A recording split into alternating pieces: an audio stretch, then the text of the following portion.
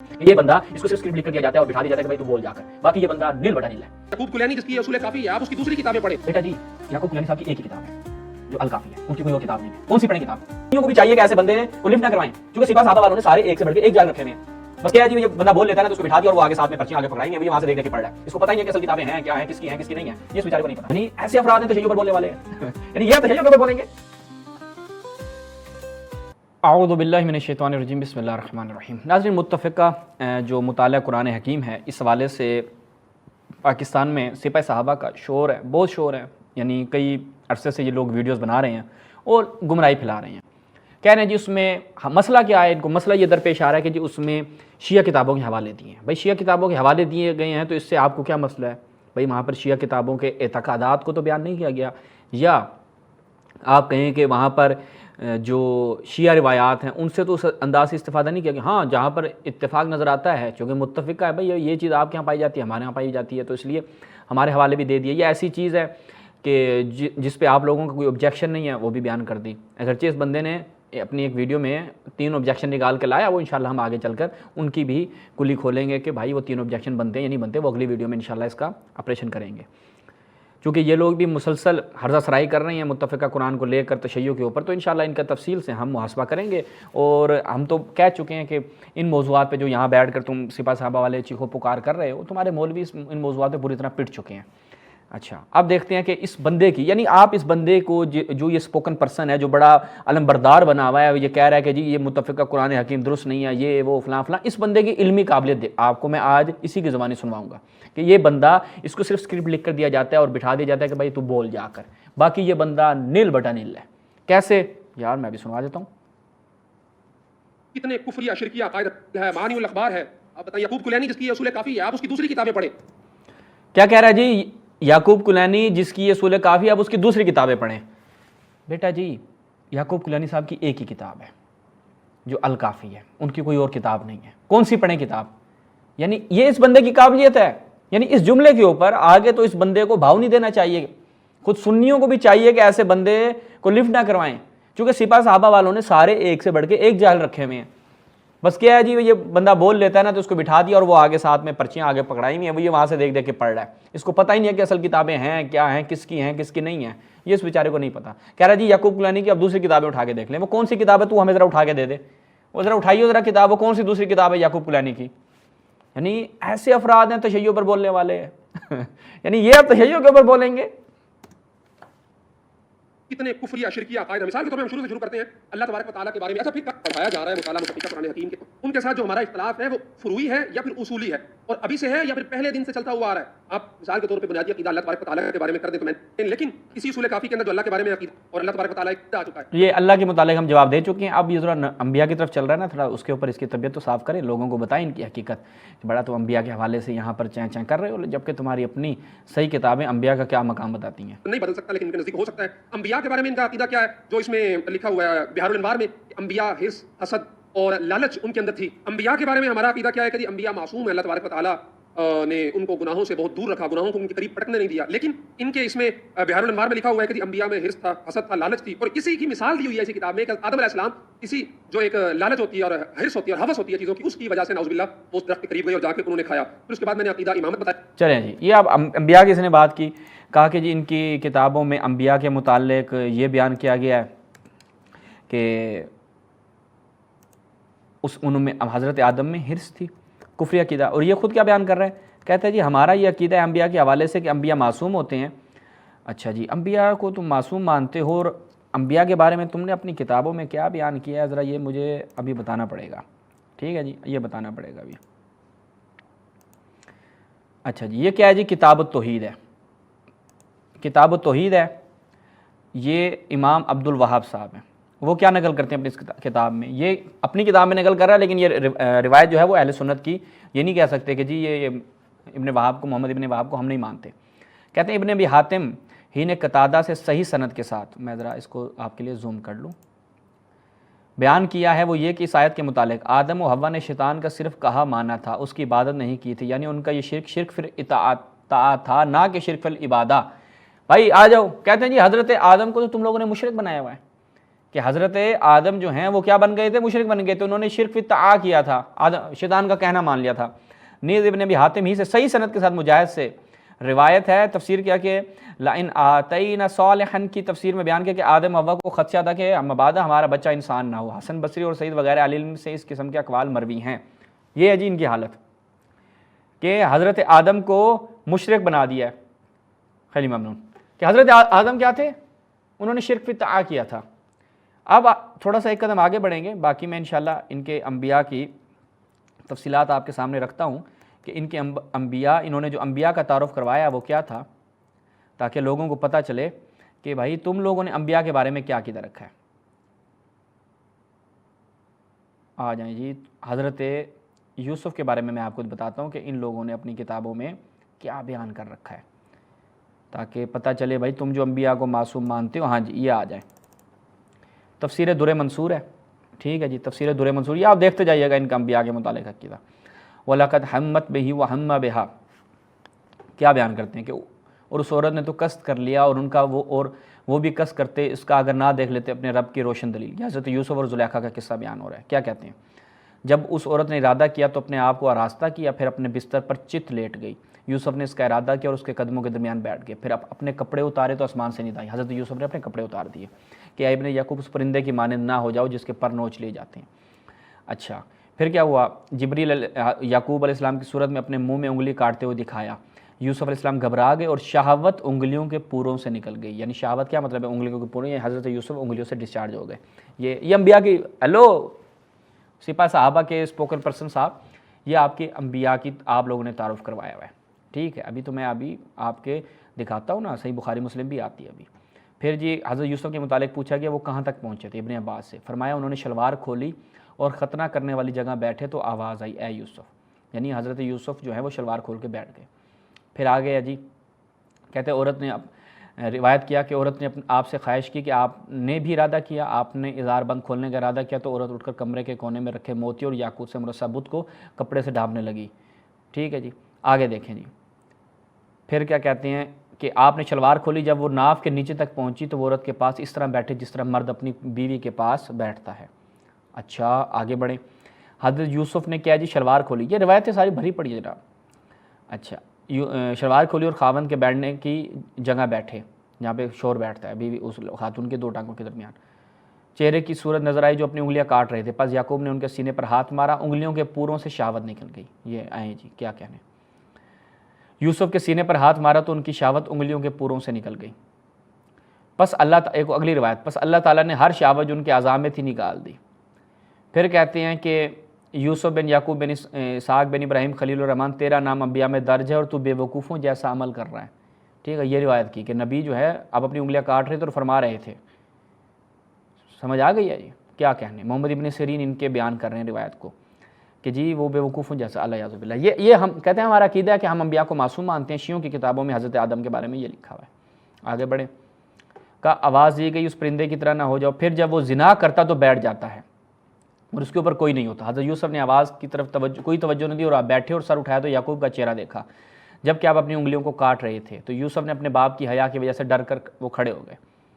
پھر کہتے ہیں حضرت یعقوب کے ہر بیٹے کے 12 بیٹے پیدا ہوئے، لیکن یوسف کے 11 بیٹے پیدا ہوئے کیونکہ آپ کی شہوت نکل گئی تھی۔ بھئی حضرت یوسف کے بیٹا کیا ہے جی؟ ہر بیٹے کے 12 بیٹے پیدا ہوئے، لیکن یوسف کے 11 بیٹے پیدا ہوئے کیونکہ وہ ایک بیٹے کی جو شہوت تھی وہ تو نکل گئی ہیں۔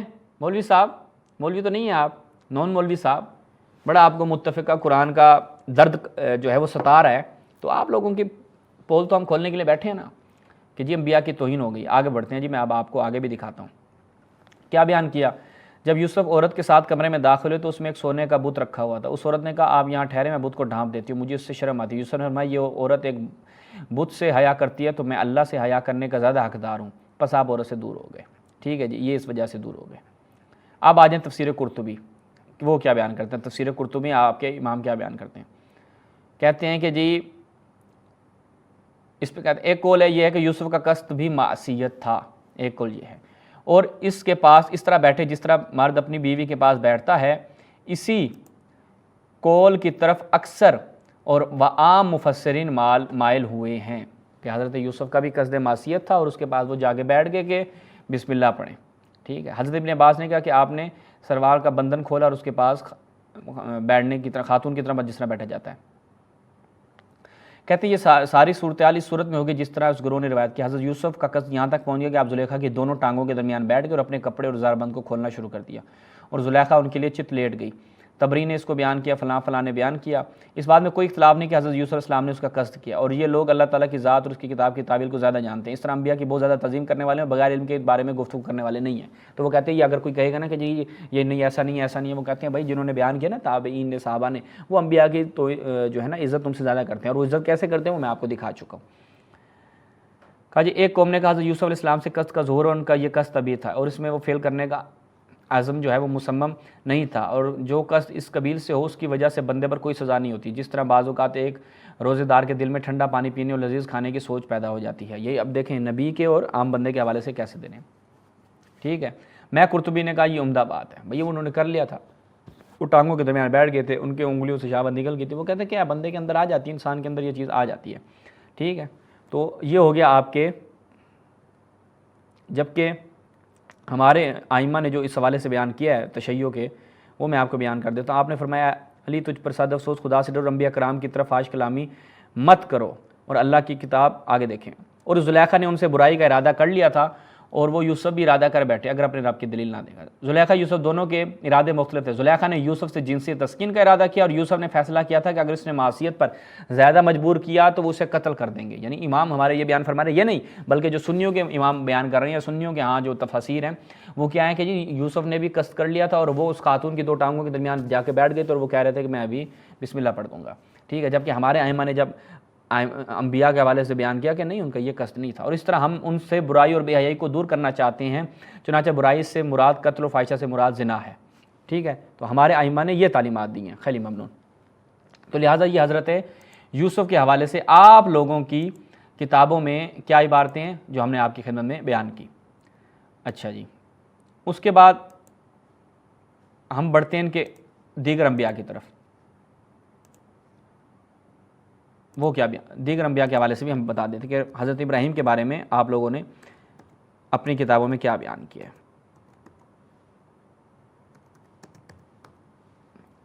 آئیں جی حضرت ابراہیم کی طرف آ جاتے ہیں.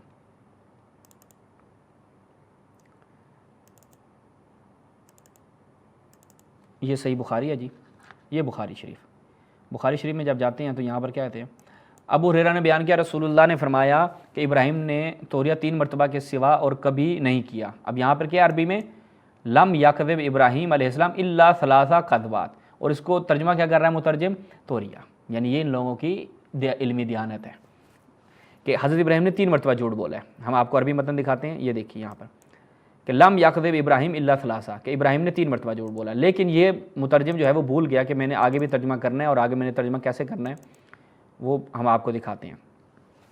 یہی مترجم ہے انبیاء علیہ السلام کا بیان کہ ابراہیم نے 3 مرتبہ جھوٹ بولا تھا. حضرت ابراہیم نے 3 مرتبہ جھوٹ بولا تھا. اور جو جھوٹ بولتا ہے وہ تمہارے ہاں نبی ہوتا ہے، تمہارے مذہب میں وہ نبی ہوتا ہے. کہتے ہیں جی ان کے مذہب میں، ان کی کتابوں میں، بحار الانوار میں، الکافی میں انبیاء کے بارے میں یہ لکھا ہوا ہے. تمہارا نبی تو جھوٹ بولتا ہے بھائی. ٹھیک ہے. اور کیا کہتا ہے جھوٹ بولتے ہوئے؟ کہتا ہے کہ حضرت سارہ کے متعلق کہ میں نے اس سے کہہ دیا کہ تم میری دینی اعتبار سے بہن ہو. دینی اعتبار سے کیا، وہ بادشاہ جو ہے اس کا کون سا دین تھا جو اس کو کہہ رہے دینی اعتبار سے بہن ہو، اس لیے اب تم کوئی ایسی بات نہ کہنا جس سے میں جھوٹا بنوں. کیوں؟ کیونکہ حضرت ابراہیم نے فرمایا یہ میری بہن ہے، پھر آپ سارہ کے پاس ہیں. یعنی بیوی کو نبی نے کیا بنا لیا؟ اپنی بہن بنا لیا. یہ ان کے مذہب میں ہے جی کہ وہ ان کی بہن تھی. سبحان اللہ، کیا کہنے. اور نبی کو کہا 3 مرتبہ نبی نے جھوٹ بھی بولا ہے. اس کے بعد اور آپ کو میں کیا دکھاؤں، اب رسول اللہ کے حوالے سے بھی دکھا دوں کہ یہ رسول اللہ کے بارے میں کیا بیان کرتے ہیں. چلو یہ بھی دکھا دیتا ہوں، ایک نمونہ ہم آپ کو دکھا دیتے ہیں کہ بھائی تمہارے مذہب میں رسول اللہ جو ہیں وہ کیسے ہیں. یہ صحیح بخاری ہے. صحیح بخاری میں جب ہم جاتے ہیں، یہ ملاحظہ کیجیے، یہ آگے صفحے نشر میں صحیح بخاری میں کیا ہے، باب و کراہیت الترا فی الصلاۃ، تعری فی الصلاۃ، کراہیت تعری فی الصلاۃ، یعنی نماز میں ننگے ہونے کا جو برہنہ ہونا ہے اس کا بیان کر رہے ہیں. وہ کہتے ہیں کہ سمیت جابر بن عبداللہ یحدث ان رسول اللہ کان ینقل معهم الحجارہ للکعبہ وعلیہ ازارہ فقال له العباس امه یا ابن اخی لو حللت ازارک فجعلت على منکبیک دون الحجارہ قال فحلہ فجعلہ على منکبہ فسکت مغشیا علیہ فما رؤی بعد ذلک عریانا۔ وہ کہتے ہیں کہ سین ہمارے ساتھ یہ ہو گیا کہ حضرت رسول اللہ صلی اللہ علیہ وآلہ وسلم، کون؟ حضرت جابر روایت کر رہے ہیں، حضرت جابر روایت کر رہے ہیں، اور وہ کہتے ہیں کہ رسول اللہ صلی اللہ علیہ وآلہ وسلم یعنی کعبے کی جو ہے وہ بناوٹ کا زمانہ ہے کہ جب کعبے کو بنایا جا رہا تھا، کہتے ہیں کہ ہوا یہ، اچھا پھر یہ کہتے ہیں نبوت سے پہلے کی بات ہے، خیر ان کے مترجمین نے ترجمے میں ڈنڈی ماری ہے، وہ کہتے ہیں کہ کعبے کے لیے قریش کے ساتھ پتھر اٹھا رہے تھے، ٹھیک ہے، پتھر اٹھا رہے تو اس وقت کیا ہوا، آپ کے چچا عباس نے کہا بھتیجے کیوں نہیں تم اپنا یہ تہبند جو ہے وہ کھول دو، اگر یہ تم اپنا تہبند کھول دو گے اور اسے پتھر کے نیچے اپنے کاندھے پر رکھ لو تو یہ تمہاری لیے آسانی ہو جائے گی، پھر تمہیں پتھر اٹھانے میں مشکل نہیں ہوگی۔ جب جابر نے کہا کہ آپ نے تہبند کھول دیا، یعنی جو تہبند باندھا ہوا تھا وہ کھول دیا اور اپنے کاندھے پر رکھ لیا، اسی وقت غشی کھا کر گر پڑے، اس کے بعد آپ کو کہتے ہیں کبھی ننگا نہیں، یعنی رسول اللہ نے جو ایک تہبند باندھا ہوا تھا وہ تہبند باندھا ہوا تھا اور کہا کہ یہ اگر تم کھول دو گے تو پتھر اٹھانے میں تمہیں آسانی ہوگی، اور پھر اس کے بعد کہتے ہیں ہم نے رسول اللہ کو اس کے بعد کبھی ننگا نہیں دیکھا۔ یہ ایک جگہ پہ نہیں، یہ رسول اللہ کو تمہارے مذہب میں برہنہ کر دیا جاتا ہے۔ اور یہ ایک اور دیکھیں، یہ ایک اور روایت 1572، پھر 3829، ایک پھر صحیح مسلم میں یہی روایت دو مقام پر آتی ہے، تو یہ متفقن علیہ روایت ہے۔ اب آ جائیں کہ ان کے اپنے علماء نے کیا بیان کیا، یہ کب ہوئے تھے۔ عمدۃ القاری شرح صحیح البخاری یہاں پر کیا بیان کرتے ہیں، یہاں پر اسی روایت کے ذیل میں کہ اگر تم اپنا یہ اپنا تہبند کھول دو گے تو اس کے بعد وہ کہتے ہیں مشہور یہ ہے کہ یہ جب قریش جو ہے وہ کعبہ کی تعمیر کر رہے تھے حضرت ختیجہ کے ساتھ شادی کرنے کے بعد، فیکون عمرہ یعنی کس کی، کہ رسول اللہ صلی اللہ علیہ وسلم کی جو عمر تھی اس وقت کتنی تھی، 35 سنہ، 35 سال جو ہے وہ رسول اللہ کی کیا تھی، عمر تھی، یعنی 35 سال کا بندہ۔ پھر کہتے ہیں جی نبوت سے پہلے کی بات ہے، اچھا نبوت سے پہلے کی بات ہے، وہ بچے تھے، یعنی 35 سال کا بندہ نبی، وہ کیا ہے جی، خیر ہمارے مذہب میں ہے کہ وہ نبی چاہے رسول اللہ صلی اللہ علیہ وسلم قبل از نبوت بعد از نبوت معصوم ہیں اور ان سے کوئی خطا نہیں ہوتی، اور ان کی ذات کے اعتبار سے کوئی ایسی بات ہمیں نہیں ملتی کہ انہوں نے کبھی کوئی ایسا کام کیا جو کراہیت پر مبنی ہو، لیکن اہل سنت میں نہیں ہے نا، اہل سنت کے مذہب میں ایک 35 سال کا نبی وہ شادی شدہ بھی ہے، ٹھیک ہے جی، اور وہ کیا کر لیتا ہے جی، 35 سال کا نبی برہنہ ہو جاتا ہے، سارے ان کو اس کو ننگا دیکھتے ہیں، اور اس کے اندر یعنی آپ دیکھیں کہ اس کے اندر یہ نہیں ہے کہ اگر میں اپنا یہ کھولوں گا پتھر اٹھانے کے لیے تو میں برہنہ ہو جاؤں گا، اس کو اتنی بھی سمجھ نہیں ہے ان کے نبی کو۔ یہ رسول اللہ صلی اللہ علیہ وسلم کے حوالے سے ان کے مذہب میں کیا ہے، یہ عقیدہ ہے، یہ نظریہ ہے۔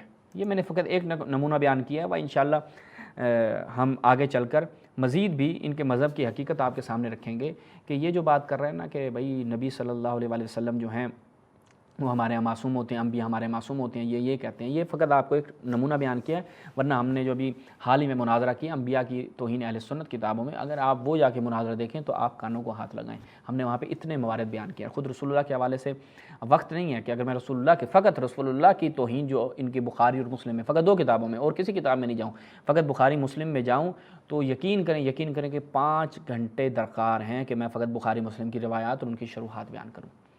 یہ ان کی کتابوں سے آپ کی خدمت میں بیان کیا، اسی پہ اکتفا کرتے ہیں، چونکہ اس نے بات کی تھی جی تشیع کی کتابوں میں انبیاء کے حوالے سے یہ لکھا ہے، ہم نے حضرت یوسف کے حوالے سے دکھایا ان کی کتابوں سے اور اپنی کتابوں سے بھی دکھایا، اور رسول اللہ کے حوالے سے بھی آپ کی خدمت میں بیان کیا۔ انشاءاللہ اس کے مزید جو جھوٹ ہیں اور اس کے مزید جو پروپیگنڈے ہیں اس یاسر خان کے، وہ آپ کے سامنے اشکار کریں گے، اسی پہ اکتفا کرتے ہیں۔ والسلام علیکم ورحمۃ اللہ۔